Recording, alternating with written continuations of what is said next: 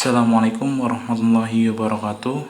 Kami dari kelompok 5 dengan beranggotakan Yulia Indah Permana, Firman Kautsar, Dewi Rizky Bahlia Putri, dan Safia Azhara akan coba menjelaskan mengenai aliran Jabariyah. Ada 4 poin yang akan kami jelaskan. Yang pertama, pengertian Jabariyah, sejarah perkembangan aliran Jabariyah. Yang ketiga, doktrin pokok aliran Jabariyah. Yang keempat, tokoh-tokoh dan ajaran aliran Jabariyah.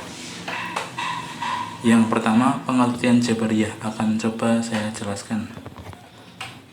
Nama Jabariyah berasal dari kata Jabaro yang mengandung arti memaksa. Menurut Al-Syakhrastani, bahwa Jabariyah berarti menghilangkan perbuatan dari hamba secara hakikat dan menyerahkan perbuatan tersebut kepada Allah Subhanahu wa Ta'ala. Faham Jabariyah ini diperkenalkan pertama kali oleh Al-Jaid bin Dirham di Damaskus, yang kemudian disiarkan oleh muridnya Jaham bin Sofwan dari Khurasan. Oleh sebab itu, golongan ini disebut juga dengan golongan Juhamiyah.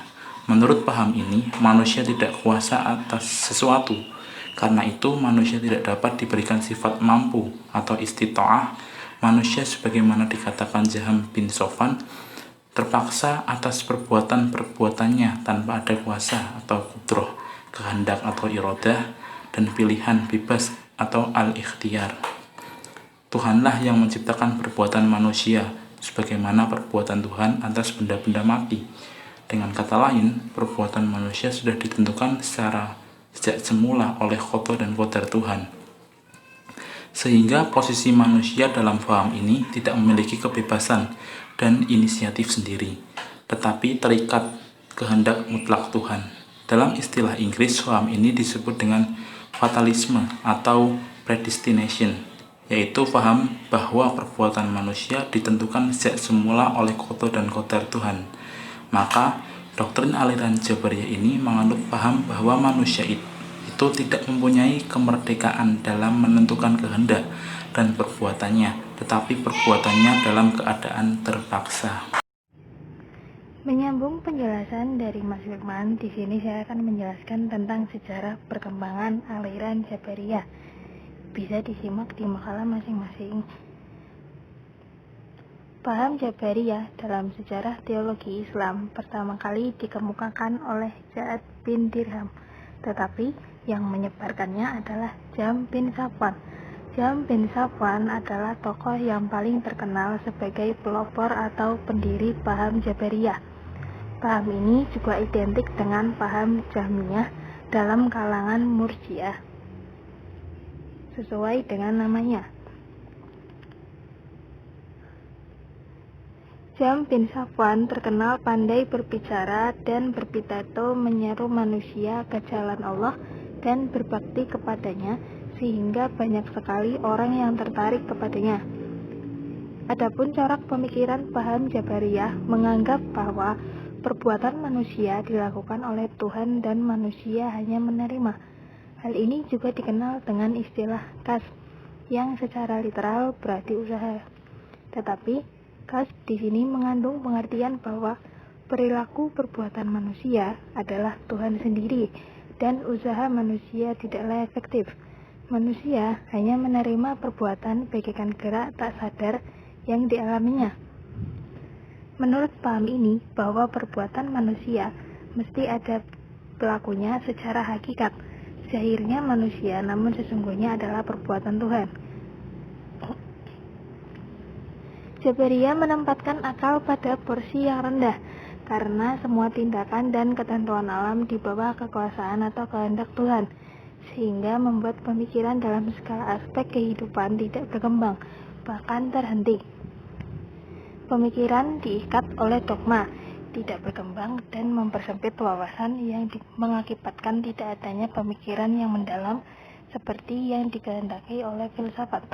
Salah satu argumen yang memperkuat paham Jabariyah ada di dalam Quran surat Asy-Syaffat ayat 96, yang artinya, padahal Allah lah yang menciptakan kamu dan apa yang kamu perbuat itu.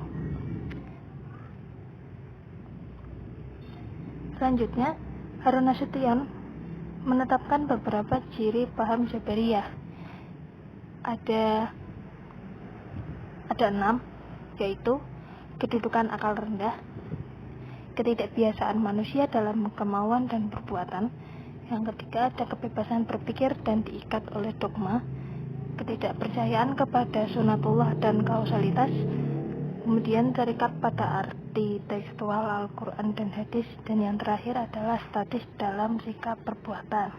Nah, dalam perkembangannya, aliran Jabariyah ini terbagi menjadi 2 golongan yang sangat memiliki perbedaan pemahaman yang cukup signifikan. Satu golongan yang sangat terkesan sangat keras dan fanatik sehingga banyak menumpahkan darah orang lain yang tidak sepaham dengannya. Satu golongan lainnya itu lebih luas dan tidak kaku dan mudah menerima pendapat golongan lain, bahkan terkesan mengkombinasikan paham-paham yang ada saat itu.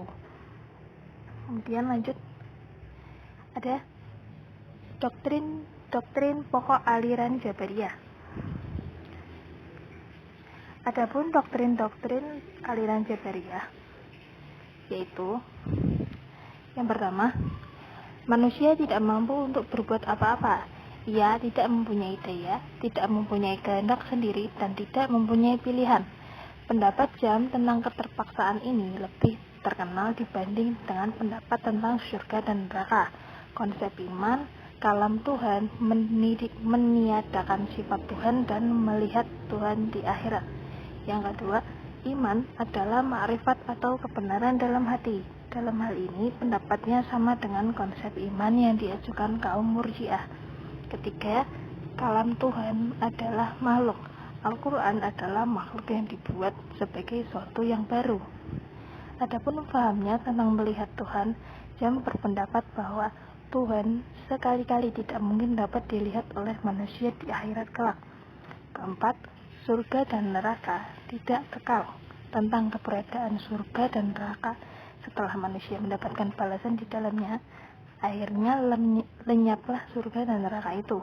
Dari pandangan ini, nampaknya Jahm dengan tegas mengatakan bahwa surga dan neraka adalah suatu tempat yang tidak kekal.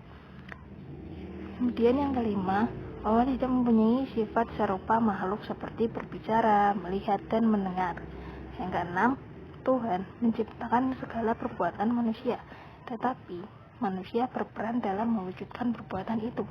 Teori ini dikemukakan oleh Al-Asy'ari yang disebut teori kasb, sementara An-Najjar mengaplikasikannya dengan ide bahwa manusia tidak lagi seperti wayang yang digerakkan, sebab tenaga yang diciptakan Tuhan dalam diri manusia mempunyai efek untuk mewujudkan perbuatannya.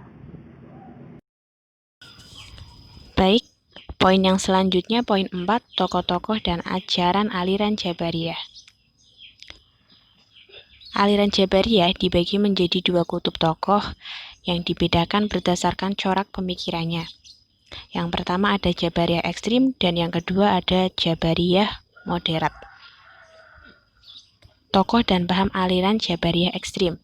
Jabariyah murni atau ekstrim yang dibawa oleh Jahm bin Sofwan beranggapan bahwa perbuatan-perbuatan diciptakan Tuhan di dalam diri manusia tanpa ada kaitan sedikit pun dengan manusia. Tidak ada kekuasaan, kemauan, dan pilihan baginya. Manusia sama sekali tidak mampu untuk berbuat apa-apa dan tidak memiliki daya untuk berbuat.